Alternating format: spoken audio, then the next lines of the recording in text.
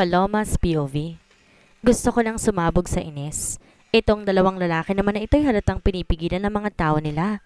Kung kanina napipilitan lang akong bumili, ngayon natataka mo talaga ako sa ice cream. Paano ba naman kasi? Imbes na ibigay agad sa akin, pinapaikot-ikot muna nito ang ice cream. Palibhasa, mahabang hawakan at sticky yung ice cream kaya madaling iiwas-iwas sa akin. Nakangisi na naman niyang iniumang sa aking harapan ang ice cream. Kaya hinawakan ko nang bigla nitong itaas muli ang mahaba niyang pang-scoop. Doon ko na-realize na nakapatong na yung cone sa ice cream. Kaya sa sobrang inis ko, kinagatan ko na yung cone. Kahit walang ice cream na nakapagpatigil sa kanilang dalawa. Na kanina pa enjoy na enjoy akong inisin. Maya-maya bigla na lang tumawa si kuyang ice cream. Tsaka binigay na sa akin ang ice cream ko. Kinuha ko naman agad yun and thankfully, iniyaan na ako nitong kainin ng ice cream ko. Ngumiti naman to sa akin, saka pinisil ang pisngi ko bago nagsalita. "You're so cute." Nakangiti nitong sabi habang nakatitig sa akin. Hindi ko naman mapigilan ng mamula hanggang sa may isang kamay ang pumalibot sa bewang ko at inilayo ako sa stall na iyon. Doon ko na-realize na si Asher pa lang naglayo sa akin at napakadilim ng aura nito habang nagtatagis ang bagang at mabilis ang paglalakad na parang may humahabol dito. Problema nito. Parang kanina lang todo tawa to kapag hindi ko nakukuha yung ice cream ha. Ayos ka lang? Hindi ko mapigilang tanong habang patuloy na kumakain ng ice cream. Hindi ko alam ganito pala kasarap ang ice cream kapag hindi agad ibinigay sa'yo. Uminto naman agad to nang marinig ang boses ko at madilim ang mukhang humarap sa akin. Madiin ang pagkakahawak ito sa braso ko pero hindi sapat para masaktan ako. Ano? Masaya ka ba? Masaya bang makipaglandian sa punyet ang lalaki na yon?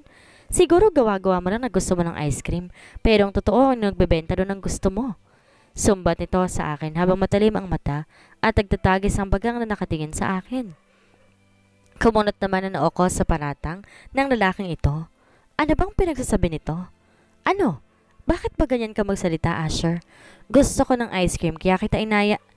Napatigil ako sa pagsasalita ng may maalala. Hindi pa kami nagbabayad sa ice cream.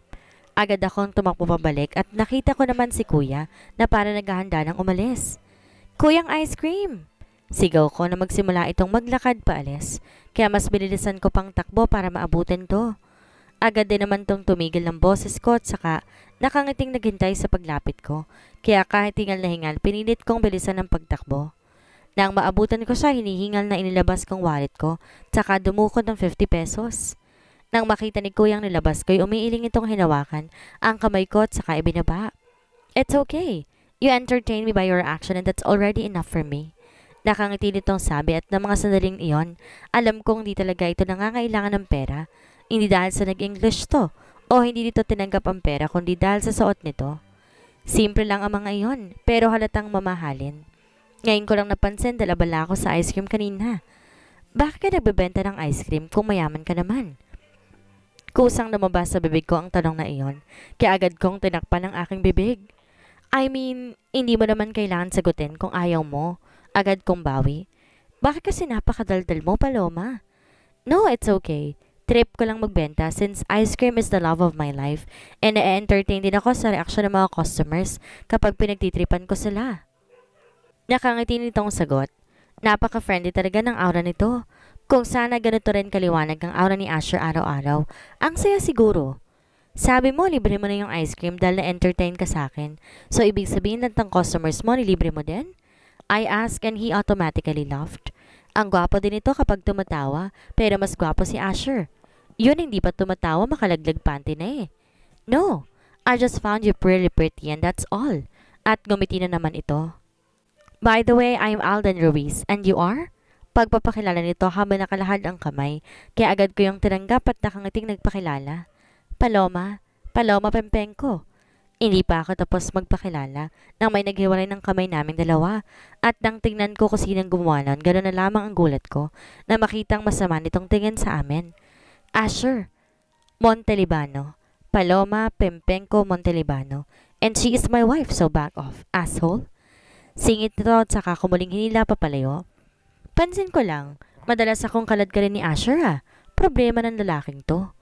Bumalik kami sa parking ng ospital saka sumakay ng sasakyan. Nang tignan ko si Asher, mabilis ang paghinga nito kaya medyo nag-alala ako dito. Ayos lang ba siya? Mukhang ito atang kailangan magpatingin eh. Ganyan ka ba talaga, Paloma? Bigla nitong sabi matapos ang mahabang katahimikan sa pagitan namin. Ano? Naguguluhan kong tanong. Di ko naman talaga kasi alam kung ano bang tinutukoy niya. Anong ganito na talaga ako? Ganito na ba talaga ako karupok sa kanya, ganon? Ganyan ka na ba talaga? May asawa kang tao.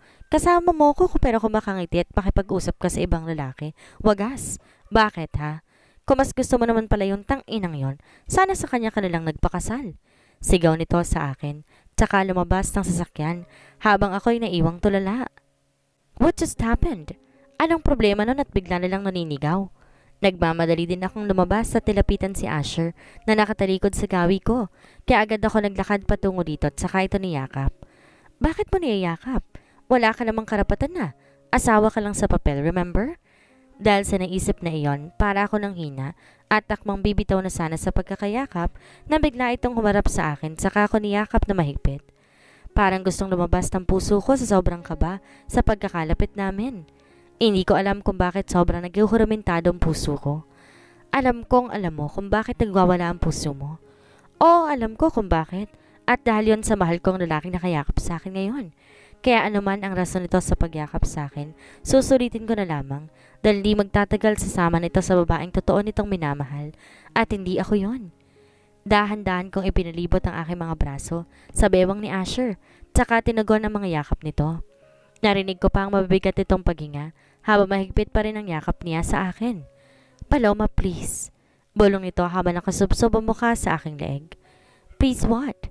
Nagtataka kong tanong. Bigla-bigla na lang kasing makikiusap Hindi ko nga alam ang tinutukoy nito.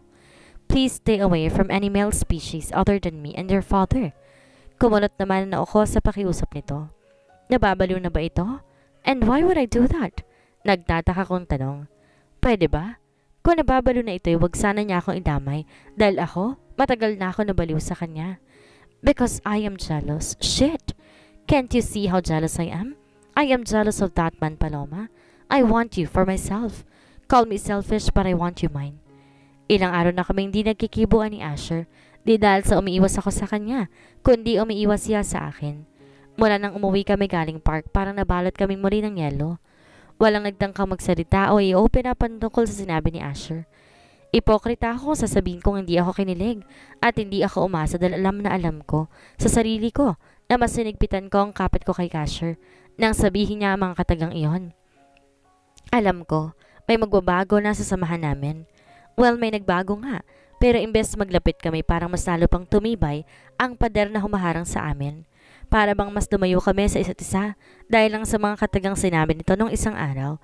At ang nakakatawa, imbes na ako ang mailang, ay ito pa ang lumayo na para bang may nakakahawa akong sakit.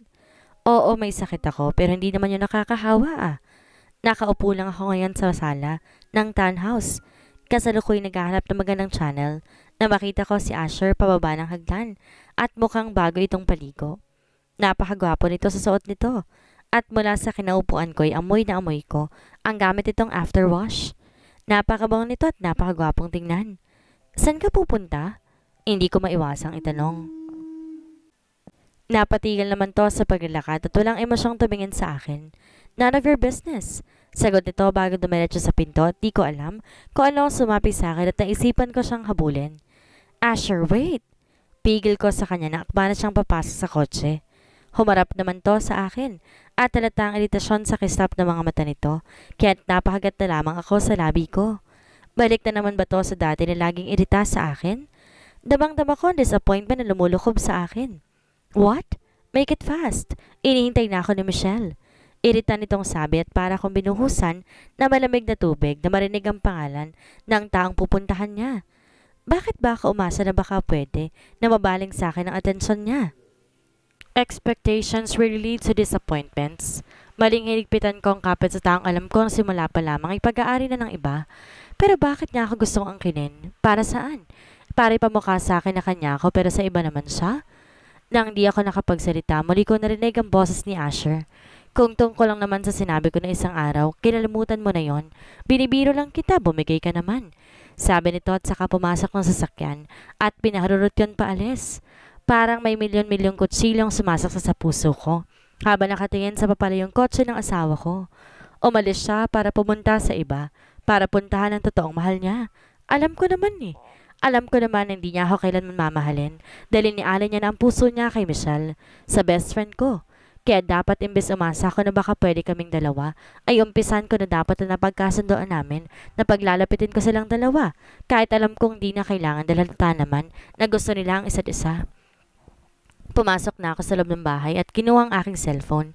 Tinext ko si Michelle upang ipaalam na pupunta na sa kanya si Asher at mas nasaktan ako na sinagot niya.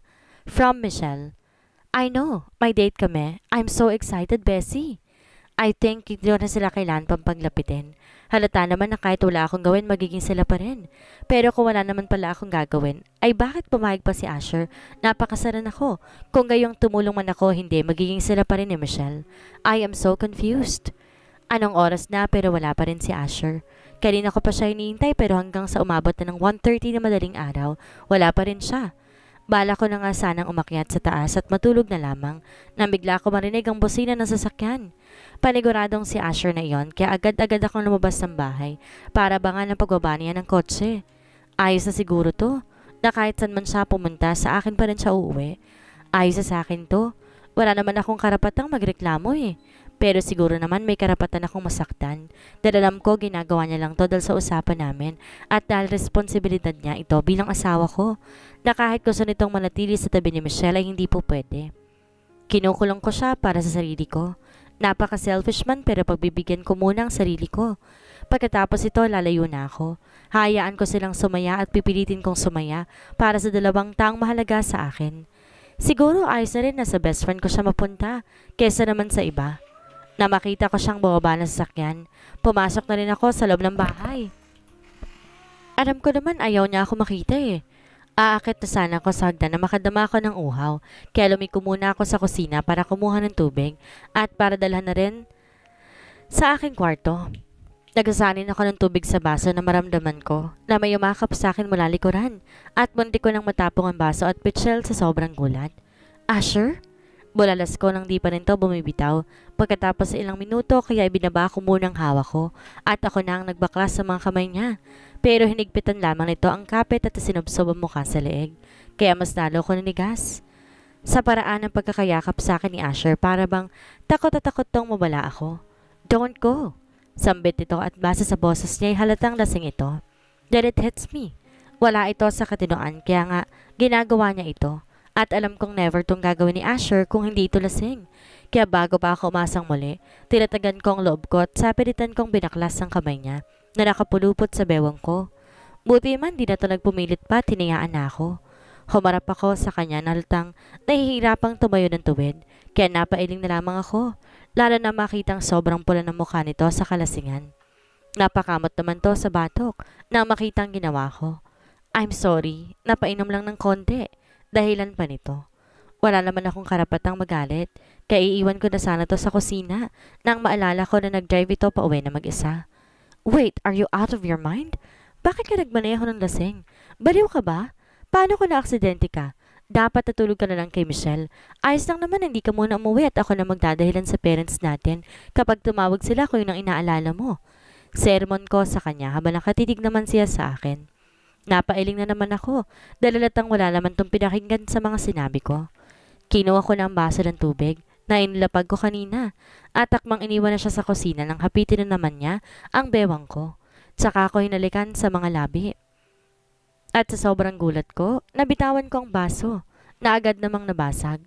Pero mukhang di yun alintana ng binatang humahalik sa akin ngayon. First of all, hindi ako pumunta kay Michelle. Gawa-gawa ko lang yun. Wala akong balak magloko habang kasal tayo. At tungkol sa sinabi ko kanina, binibiro lang kita sa mga sinabi ko ng isang araw. Nagsinungaling ako. Hindi ako nagbibiro. Paloma, seryoso kung gusto ko itang maging akin. Sabi nito na sandaling maghiwalay ang aming mga labi. Tsaka muling siniil ng labi kong halik na agad ko namang tinugon. Pero hindi mawala ang tanong sa isipan ko. Pagloloko bang matatawag kung ang pupuntahan namin niya ang dahilan kung bakit siya pinilit na magpakasal sa akin? Kung ang tunay naman niyang mahal ang pupuntahan niya, bakit hindi niya pinuntahan si Michelle? Akala ko ba may date sila? Saan siya pumunta? Pero agad ding nawala ang lahat ng iniisip ko at wala nang ibang naging laman kundi ang mga labi nito na naglalakbay na pababa papunta sa leeg ko. Hindi ko napigilan ng ungol na kumawala sa labi ko na ang bagya nitong kagatin ng leeg ko. Hindi ako handa sa sensasyong lumukob sa katawan ko dahil sa simpleng pagkagat at tila nito sa leeg ko. I want you, Paloma. Bulong nito habang patuloy ang paghalik sa aking leeg. Tumangulang ako habang nakapikit. Ninanamnam ang ginawa nito sa akin. Pero alam ko sa sarili ko na hindi ako umaasa. Parang pumapayag lamang ako dahil responsibilidad ko iyon bilang asawa niya at hindi dahil mahal ko siya. Ayoko nang umasa dahil paniguradong kinabukasan. Babalik na naman kami sa hindi pagpapansinan sa isa't isa. Mula nang pigilan ang nararamdaman ko bago pa ito, mas lalong lumalalim. Prevention is better than cure. Tulala ako habang hinahalo ang aking gatas. Hindi pa rin na kasi ako makaget over sa nangyari kagabi. Hindi ako makapaniwala na nagmomol na naman kami. Akala ko babagsak na ang bataan kagabi, pero habang hinuhubad ni Asher ang damit ko, bigla na lang siyang nakatulog at nakakayamang aminin pero sumakit talaga ang puson ko. Pakiramdam ko'y namula ang pisngi ko nang malala ang pagkabitin ko kagabi. Hindi ako makapaniwala na halos murahin ko si Asher dahil bigla na lang itong nakatulog sa ibabaw ko nang akbanan nitong huhubarin ang suot ko.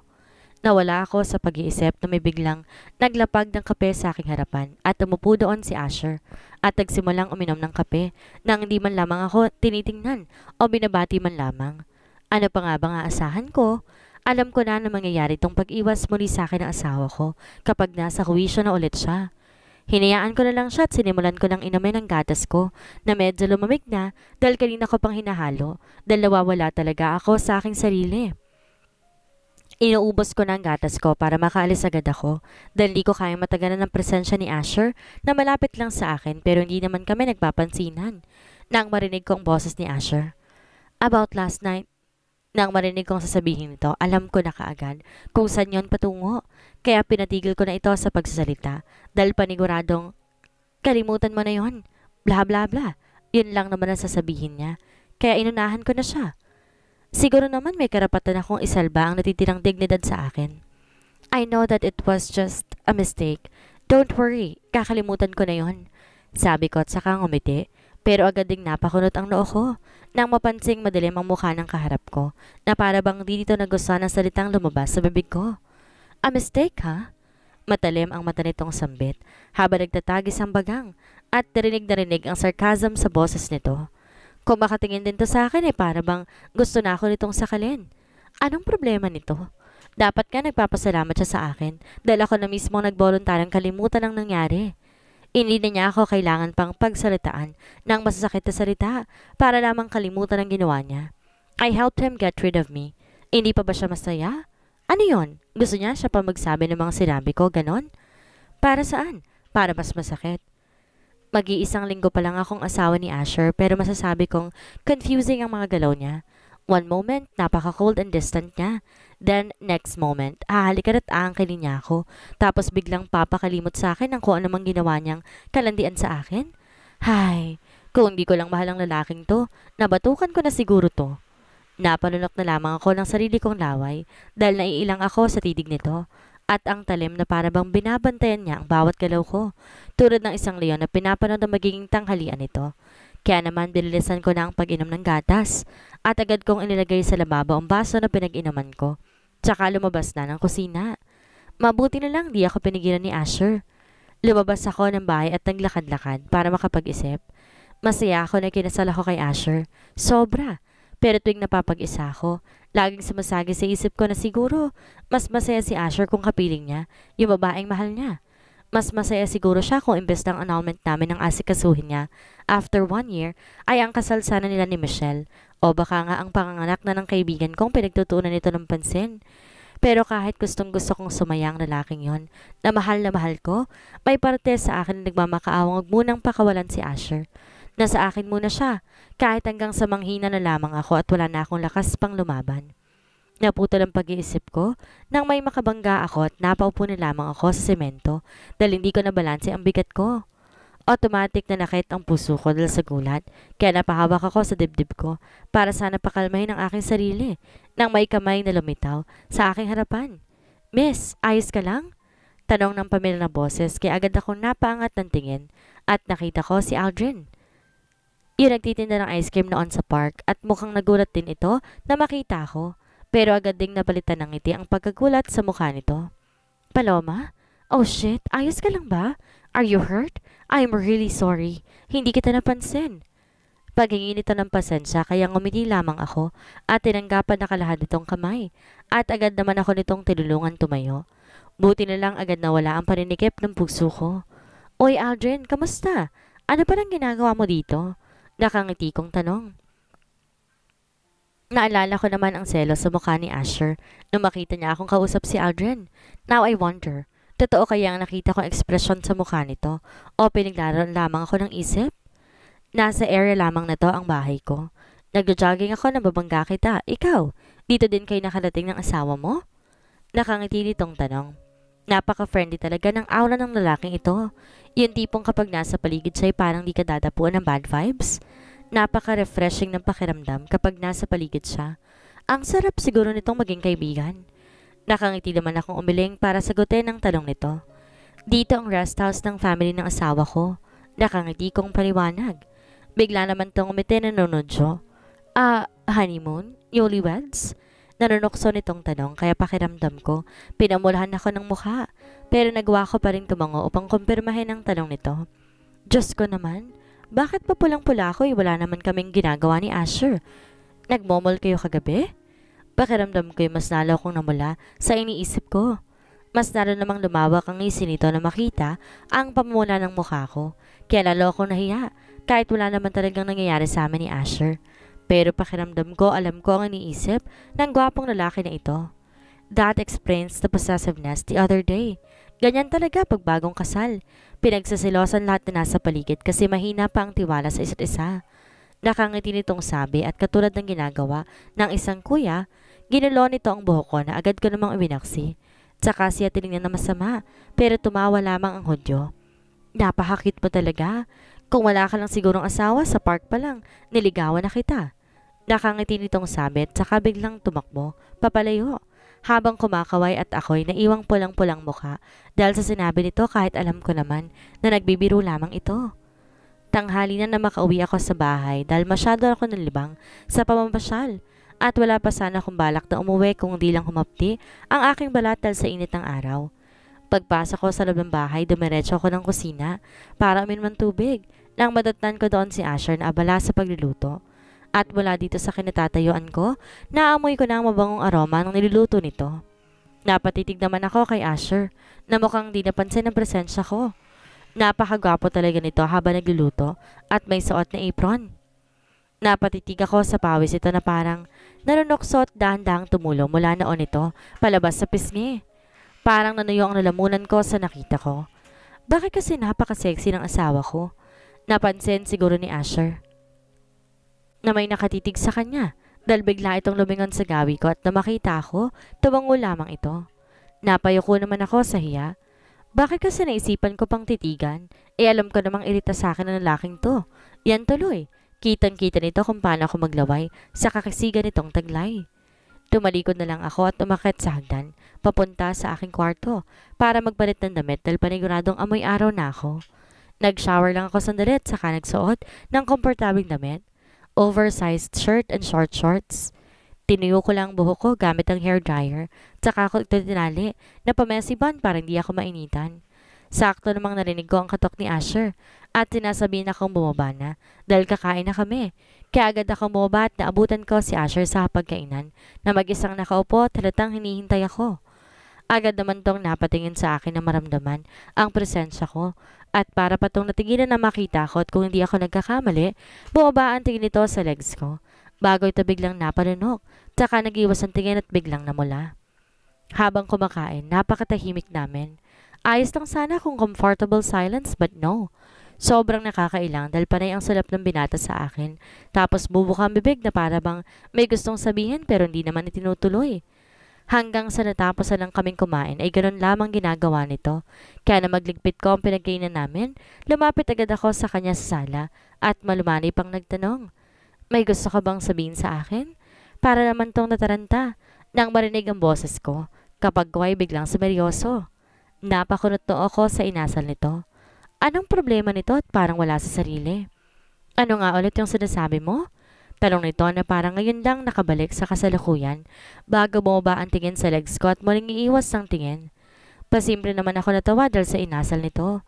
Hindi ko akalaing darating ang panahon na makikita ko isang Asher David na wala sa sarili. May gusto ka bang sabihin sa akin, kako? Ulit ko. Nakita ko na naman ang pasimple nitong pagtingin sa legs ko bago nag-iwas ang tingin at bahagyang namula. Napatingin na rin tuloy ako sa legs ko dahil baka may dumi o gasgas doon pero wala naman. I just want to ask you kung saan ka nagpunta kanina. Walang emosyon itong tanong. Nandito tumitingin sa akin. Pero napakapula naman ang muka, maging ang mga tenga. Ngumiti naman ako dito bago sumagot sa tanong niya. Naglalakad-lakad lang. Tumango-tango naman ito at di na nagkomento pa. Kaya naman tumalikod na at pumunta sa kwarto para magpahinga pero na makapasok ako sa kwarto. Imbes na mahiga, para akong bulate na hindi mapakali dahil lang sa nangyari kanina sa sala. Alam ko nagagandan to sa binti ko. Sigurado ako doon. Alam kong normal lamang iyon dahil lalaki din naman ito pero para sa isang babae na nagmamahal mag-isa, di naman siguro masamang umasa paminsan-minsan, hindi ba? Baka ma-involve din siya sa akin dahil sa legs ko. Patalon akong humiga sa kama. Nilagay ang unan sa mukha ko at saka impit na tumili. Parang sasabog ng puso ko sa mga emosyong nararamdaman ko. Buhay na buhay ang pakiramdam ko at dahil lamang iyon sa kaalamang na seksyan sa akin si Asher. Hindi man niya yan aminin sa akin ang binata pero lata naman sa pagsulyap-sulyap ito sa hita ko kanina. At hindi ko makakalimutan ang pagnanasa sa mata nito na makita niya ako kanina. Parang tuloy gusto ko nang bumili ng madaming oversized shirt at short shorts. Hindi ko alam kung dahil ba sa sobrang kilig na naramdaman ko o dahil sa kakainin ko lamang at di ko namalayan na nakatulog na pala ako. Nagising akong madilim na sa labas at may kung sinong walang tigil ang pagkatok sa pinto ng kwarto ko. Nabuksan ko ang pinto, bumungad sa akin ng bagong ligong si Asher at mukhang kanina pa to naghihintay sa akin dahil bakas ang iritasyon at pagkainip sa mukha nito. Pero na makita ko'y bigla ng liwanag sa isang iglap. Parang gusto ko na naman tuloy magtatalon at magtitili sa kilig. Hey, sorry, did I wake you up? Tanong nito pero halata naman na hindi ito sincere sa paghingi ng tawad. Tumango naman ako dahil nagising naman talaga ako dahil sa kanya. Bigla naman tong umiti na nakakaloko bago nagsalita ulit. Good! Tara doon sa garden. Ang daming stars, ang sarap panoorin. Yaya nito at saka umalis nang di man lamang iniintay ang sagot ko kung payag ba akong sumama. Di man lang ako binigyan ng pagkakataong magpabebe, hindi ba? Ngunit ilang segundo lang bumalik na naman to sa harapan ko na para bang may nakalimutang sabihin. And by the way, as much as I like to see that sexy legs of yours, wear something thick like a sweater. It's cold outside. Dugtong nito at saka muling umalis habang naiwan naman akong tulala. Then like a flashback, biglang bumalik sa isip ko ang mga sinabi nito. Tara doon sa garden. Ang daming stars. Ang sarap panoorin. Unti-unti, nanlaki ang mata ko nang ma-realize ko ang nangyari. Oh my God! He really did ask me to watch the stars with him. Dali-dali akong pumunta sa walk-in closet ko para makagilap ng damit na magsisingkin sa aking lahat. Hindi ko sila pwedeng paghintayin, lalo pa nga't ito ang unang beses niya akong inayang manood ng mga bituin kasama siya. What should I wear? Gown? Two-piece? Napailing-iling ako sa mga iniisip ko. Shocks! Manonood lang ng stars para namang kakain kami sa labas kung mataranta ako. Tsaka naman naalala ko. Pinagsusuot niya ako ng makapal na damit kaya at isang sweater at jogging pants ang isinuot ko. Siyempre hindi pwede hindi ako maglalagay ng konting kolorete sa mukha bago lumabas. Confident naman ako na may itsura ako pero ayoko din naman magmukhang gusgusin. Sa tabi ni Asher, mamaya lalo pa nga't kakagising ko lamang. Inayos ko na rin ang buhok ko na ngayon ko lamang na-realize na nagkagulo pala. As in, nakita ko ni Asher na mukhang kakasabak lamang sa gera. Nang pagbuksan ko siya ng pinto, Diyos ko! Hindi man lang pumasok sa utak ko na tumingin muna sa salamin para matingnan man lamang sana kung may panis na laway ako, di ba? Mamaya, isipin pa ni Asher na salaula ako sa katawan. Turn off ka agad sa akin, wala pa man din. Nang masatisfied na sa itsura ko'y agad na akong bumaba at nakita ko naman kaagad si Asher. Na nakaupo sa nakalatag na banig sa may garden at nakatingala sa langit. Nag-aalangan pa ako kung lalapit ba ako pero nang mapalingon ito sa akin ay nginitian ako. Para ako nawala sa sarili at agad na tumabi ng upo sa binata. You look pretty. Aratang nag-ayos muna bago bumaba.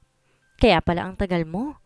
Nakataas ang kilid nitong sabi, kaya pakiramdam ko na mula ako sa hiya, pero agad din akong napalingon dito nang marinig ko ang tawa niya. Pinisil niya pa ang pisngi ko bago nagsalita. Joke lang. Nakangiti nitong sabi. Nakakapanibago dahil parang ngayon ko lang nakita nang umiti sa akin si Asher dahil nga madalas ay nakasimangot to at parang wala naman sa mood. Ibang-iba ang aura nito ngayon. Ano kaya ang nangyari? May nakain kaya ito? Pero ano pa man iyon, nagpapasalamat ako na nagawa niya akong ngitian ngayon. Tumingin ako sa langit at pakiramdam ko'y gumaan ang pakiramdam ko na makita kong napakadaming stars. Ang sarap sa pakiramdam ng ganito. Yung katabi mo yung taong mahal mo habang nanonood kayo ng stars sa gabi. Ini-enjoy ko ang katahimikang bumabalot sa amin ng bigla. Umalis si Asher sa tabi ko at ilang minuto lamang. Bumalik din to at agad na may binigay sa akin. Hot chocolate at kumot. Sweet. Shit. Wag naman ganyang Asher oh. Marupok ako. Naman eh. Here. Lumalamig ng lalo. Baka hindi kayanin ng sweater mo yung lamig. Sipunin ka pa, edi cargo de konsensya ko pa yun. Kasi ako nag-aya sa'yo dito. Sabi nito habang ipinupulupot sa akin ng kumot. Pasimple ko naman siyang inirapan na ikinatawa lang ng huli at ginulo ang buhok ko. Yung buhok ko na dahilan kaya mas lalo kong natagalan sa pagbaba. Hanip. Kung alam ko lang, naguguluhin lang din pala ng isang to yung buhok ko. Sana hindi na lang ako nag-effort na ayusin pa to, di ba? And I just want to say sorry for my rude behavior towards you. Pakiramdam ko kasi sinira mo ang plano ko dahil sa kasal na nangyari. Pero na-realize ko na tulad ko, wala ka din naman choice eh. Siguro, mabuti pa ikaw yung nakasal sa akin dahil alam ko naman na hindi mo ako mamahalin. At ganoon din ako sa'yo dahil after a year maghihiwalay din tayo. Hindi ba? No conflicts. Nakangiti nitong sabi. At para ako natulala sa mga lumalabas sa salita sa bibig nito. At wala na ako iba pang nagawa kung hindi ang tumango. Mas lalo namang lumawak ang ngiti nito sa labi nito. Tsaka nilahad ang kamay sa harap ko at sinabi ang salitang bumasag sa natitirang pag-asa ko. Friends? Ano kaya talaga ang real scar between Asher and Paloma? Talaga bang kaibigan lang ang gusto ni Asher sa asawa o pipigilan lang nito ang nararamdaman para kay Paloma? At ano ang gagawin ni Paloma ngayong tinapat na siya ni Asher? Aasa pa ba siya na balang araw mamahalin siya nito gaya ng pagmamahal niya dito? Yan ang ating aalamin sa susunod nating kabanata.